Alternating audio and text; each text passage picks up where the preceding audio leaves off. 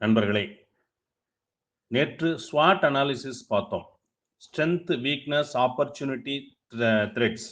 So இது எத்தனை பேர் நீங்கள் போட்டு பார்த்தீங்கன்னு தெரியல. உண்மையிலேயே நீங்கள் அதை போட்டு பார்த்தீங்கன்னா நீங்கள் உங்களை ரியலைஸ் பண்ண முடியும். ஸோ அதில் நான் ஏற்கனவே சொல்லியிருந்தேன், அதில் உள்ள பலவீனங்கள் பலவீனங்கள் எதுன்னு கண்டறிந்து அந்த பலவீனத்தை குறைக்கணும், அதை பலமாக மாற்ற முயற்சி பண்ணணும்னு சொன்னேன். ஸோ பலவீனம் கூட பலமாக மாறலாம், பலவீனத்தையும் நாம் பலமாக மாற்ற முடியும். நண்பர்களே, ராஜேஷ்னு ஒருத்தர் இருந்தார். அவர் வந்து கல்யாணம் ஆகலை. அவருக்கு அப்பா அம்மா நோயாளியாக இருக்கிறாங்க, 2 பேருமே. திருமணமாகாத 2 தங்கைகள் இருக்கிறாங்க. அவர் வந்து ஏதோ ஒரு தொழிற்சாலையில் வேலை செய்கிறார். நீங்கள் ஆம்பூர்னு எடுத்துக்கிட்டிங்கன்னா ஷூ கம்பெனின்னு வச்சுக்கலாம். திருப்பூர்னு எடுத்துக்கிட்டிங்கன்னா பனியன் தொழிற்சாலைன்னு எடுத்துக்கலாம். அந்த மாதிரி ஒரு தொழிற்சாலையில் ஒரு சாதாரண தொழிலாளியாக இருக்கிறார். அவருக்கு வரக்கூடிய வருமானத்தை அளந்து அளந்து செலவு பண்ணிட்டு இருக்கிறார். ஏன்னா ஒரு மாதமும் அவருடைய வருமானம் என்னவோ அதுதான் அந்த மாதத்துக்கு செலவு. எந்த விதமான சேவிங்ஸ் அந்த மாதிரி வாய்ப்பு எதுவுமே கிடையாது. இப்படிப்பட்ட சூழ்நிலையில ஒரு நாள் அவர் சைக்கிளை மதிச்சுக்கிட்டு அந்த தொழிற்சாலைக்கு போறாரு. தொழிற்சாலை வாசல்ல பார்த்தா எல்லா தொழிலாளர்களும் நின்றுட்டு இருக்கிறாங்க. அந்த கேட் மூடி இருக்கு. என்ன அப்படின்னு விசாரிச்சா, இல்ல இந்த ஃபேக்டரியை மூடிட்டாங்க, வேலை இல்லைன்னு சொல்லிட்டாங்க அப்படின்னு சொல்றாங்க.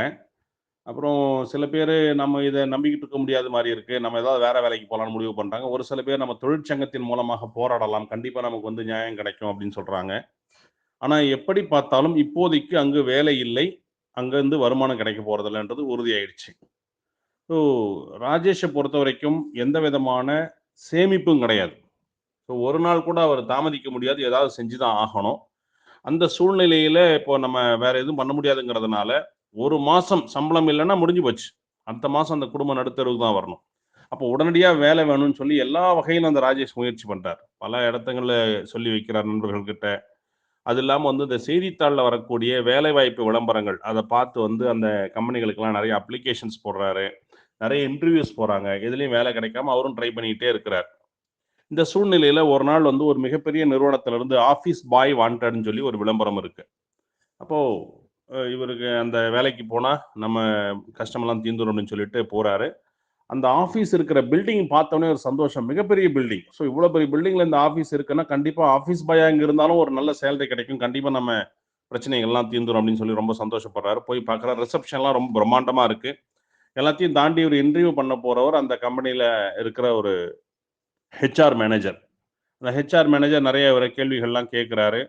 இவரு எல்லாம் கேட்டு இவருடைய சர்டிஃபிகேட்ஸ்லாம் பார்த்த பிறகு அவருக்கு எல்லா வகையிலயும் கொஞ்சம் திருப்தி ஆகுது. அதுக்கப்புறம் ரிட்டன் டெஸ்ட் ஒண்ணு வைக்கிறாங்க. ரிட்டன் டெஸ்ட்லயும் வந்து அவரு சிறப்பா செஞ்சுட்டாரு. ஸோ அதுக்கப்புறம் அவர கூப்பிட்டு பேசுறாரு. உங்களுக்கு வேலை உறுதியாயிடுச்சு. நீங்க இந்த ஃபார்ம ஃபில் பண்ணி குடுத்துருங்க. குடுத்துட்டு நீங்க கிளம்புங்க. உங்களுக்கு வந்து நான் மற்ற விஷயங்கள் அனுப்பி வைக்கிறேன் அப்படின்னு சொன்னாரு. அந்த ஃபார்மை இவரு ஃபில் பண்றாரு.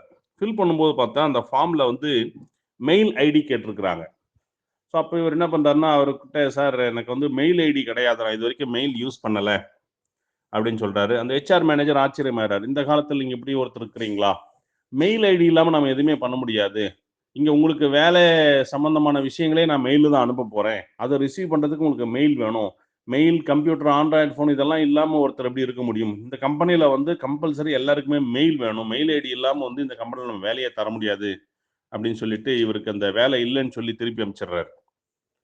ஸோ அப்போ அவருக்கு வந்து மெயில் ஐடி இல்லாதனால வேலை கிடைக்கல. அப்ப என்ன செய்யறதுன்னு அவருக்கு ஒன்றும் புரியல. வெளியே வராரு. டெய்லி நம்ம இந்த மாதிரி ஒரு கம்பெனிக்கு போறோம், இன்டர்வியூ போறோம், ஏதோ ஒரு வகையில மிஸ் ஆயிடுச்சு. இப்போ நம்ம என்ன பண்ணலாம் அப்படின்னு யோசிக்கிறாரு. அப்போ அன்னைக்கு ஒரு உறுதியா முடிவு எடுக்கிறார். திரும்ப திரும்ப நம்ம வேலை தேடுறத விட நாம ஏதாவது சொந்தமா முயற்சி பண்ணுவோம் அப்படின்னு சொல்லிட்டு யோசிக்கிறாரு. சொந்தமா முயற்சி பண்ணணும், சொந்தமா ஏதாவது தொழில் பண்ணணும்னா அதுக்கு எவ்வளவு காசு வேணும் அப்படின்னு பார்த்தா அது இல்லை. பாக்கெட்ல இருக்கிற மொத்த காசை எடுத்து பார்க்குறாரு. ரூ. 760 இருக்கு. இந்த ரூ. 760 வச்சுக்கிட்டு என்ன பண்ணலாம்? இந்த இன்டர்வியூ எல்லாம் முடிச்சுட்டு வரும்போது காலை 11 மணி.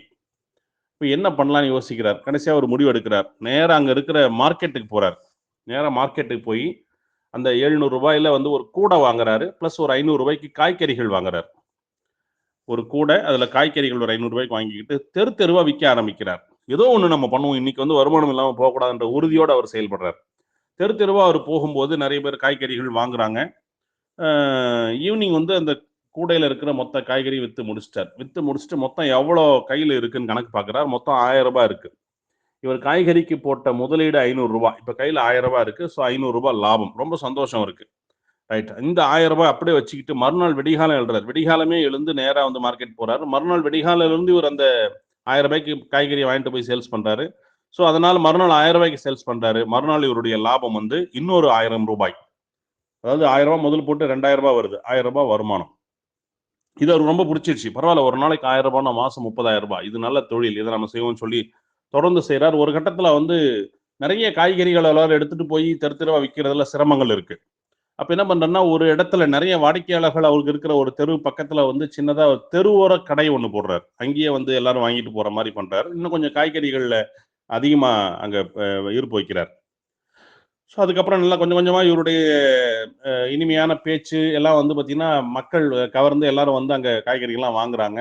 நிறைய பேர் வாங்க ஆரம்பிச்ச பிறகு அவர் வந்து அதுக்கப்புறம் வந்து ஒரு கடைய வாடகைக்கு எடுக்கிறார். ஒரு கடைய வாடகைக்கு எடுத்து அதுக்கப்புறம் அந்த கடையில அந்த காய்கறிகளை வச்சு விற்க ஆரம்பிக்கிறாரு. இன்னும் கொஞ்சம் கொஞ்சமா நல்லா வளர்ந்து அந்த கடை இன்னும் கொஞ்சம் பெருசாகுது. கொஞ்சம் கொஞ்சமா வந்து இவர் ஒரு மிகப்பெரிய சூப்பர் மார்க்கெட்டையே உருவாக்கிறார். ஒரு மிகப்பெரிய சூப்பர் மார்க்கெட் 7 வருடம் முடிக்குது. இவருக்கு எல்லாம் வளர்ந்து இவர் ஒரு மிகப்பெரிய சூப்பர் மார்க்கெட் உருவாக்கிறார். அந்த சூப்பர் மார்க்கெட் தான் அந்த நகரத்திலே மிகப்பெரிய சூப்பர் மார்க்கெட்டா இருக்குது. எல்லா பொருளும் கிடைக்கிற மாதிரி பண்ணிட்டார். ஒரு பெரிய தொழிலதிபர் மாதிரி இவர் ஆயிட்டார். இந்த சூழ்நிலையில அப்போ பணம் வரும்போது நம்ம அந்த பணத்தை செலவு பண்றதுக்குன்னு சில விஷயங்கள் இருக்கும்.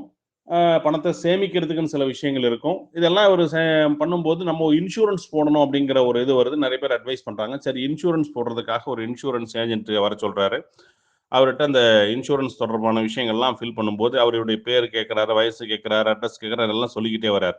அப்ப அந்த இன்சூரன்ஸ் ஏஜென்ட் உங்களுடைய இமெயில் ஐடி சொல்லுங்கன்றாரு.